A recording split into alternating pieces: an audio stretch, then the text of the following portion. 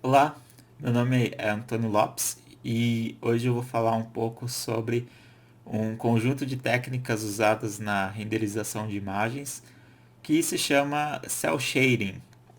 E o cel shading ele é um conjunto de várias técnicas que buscam uma aproximação da imagem renderizada com uma imagem um pouco mais bidimensional, né? Ou de cartoon, tanto que ela também é chamada de tone shading.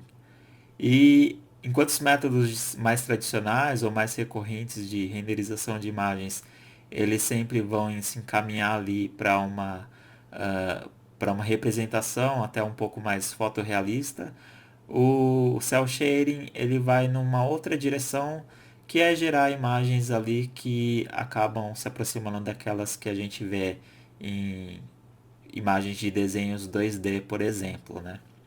A decisão para o emprego dessas técnicas geralmente eles vêm muitas vezes elas vêm de uma motivação estética, ou seja, uma motivação de gerar um estilo diferente.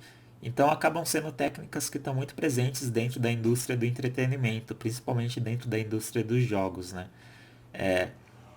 Com essas técnicas, por exemplo, você consegue criar jogos em que você tem um ambiente tridimensional e o personagem se move dentro desse ambiente nas três direções.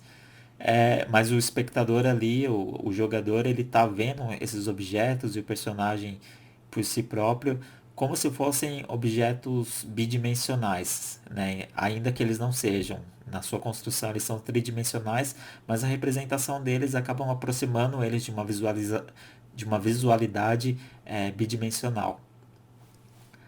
Alguns exemplos marcantes na história que utilizam essas técnicas são o caso do jogo Jet Set Radio da Sega, que foi lançado em 1999, que apesar de não ser o primeiro jogo a utilizar uma técnica de cel shading, é o primeiro que utiliza na totalidade do jogo, né? Então todos os elementos visuais, gráficos do jogo, eles têm alguma relação com esse estilo visual.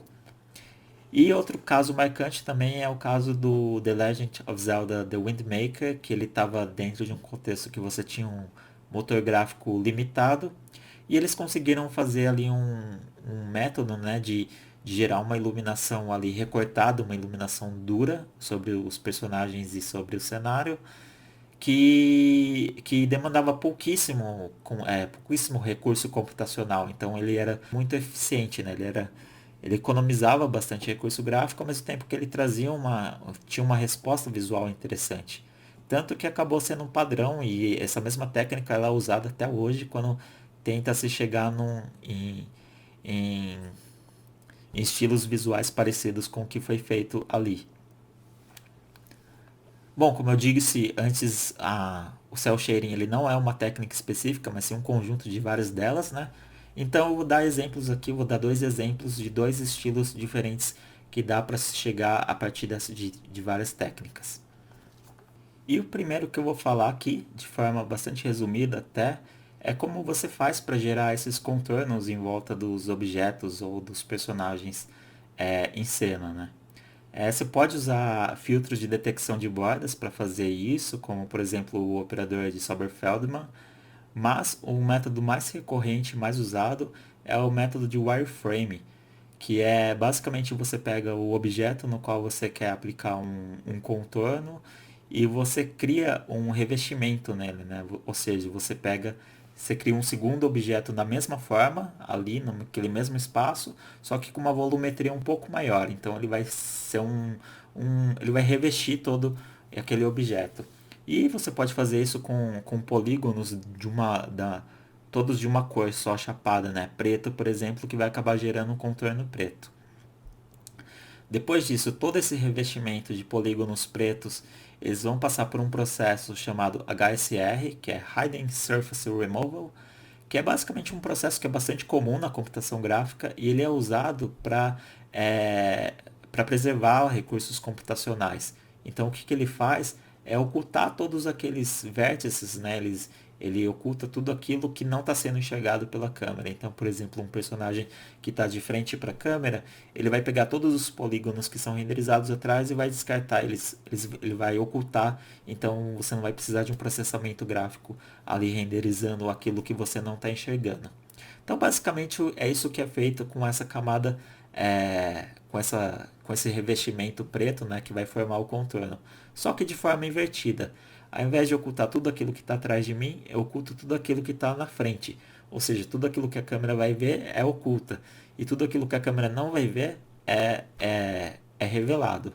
Só que isso acaba gerando uma, uma situação geométrica interessante, né? Porque se você tem uma sobreposição ali, um revestimento que é um pouco mais volumoso que o personagem, e você aplica um corte ali exatamente de frente com a câmera, o que vai sobrar vai ser um contorno em volta de todo o personagem. Isso acaba sendo o contorno que você enxerga nas renderizações quando esse tipo de método é utilizado, né? E outro exemplo de aplicação que eu queria dar é o caso da iluminação recortada, né? Que é a mesma que foi utilizada lá no The Legend of Zelda The Wind Waker. E é usada essa mesma técnica até hoje quando se você deseja esse tipo de visual, né? Se você pegar qualquer objeto no mundo real ou numa renderização fotorrealista e você aplicar um ponto de luz sobre ele, você vai perceber que sempre o vértice que está mais próximo da luz ele vai estar mais iluminado, o vértice mais distante vai estar mais escuro. Isso vai acontecer com uma graduação com muitos passos, né? Então, do mais escuro até o mais claro, você tem vários tons de cinza ali intermediários. Para gerar uma iluminação dura, o que se faz basicamente é pegar essa mesma graduação que está dividida em vários passos e transpor ela para uma graduação com muito menos passos, às vezes apenas dois passos, né? Escuro e claro. Ou seja, para chegar nesse resultado, você faz uma renderização ali daquela luz da forma tradicional, que vai gerar um degradê suave ali, difuso.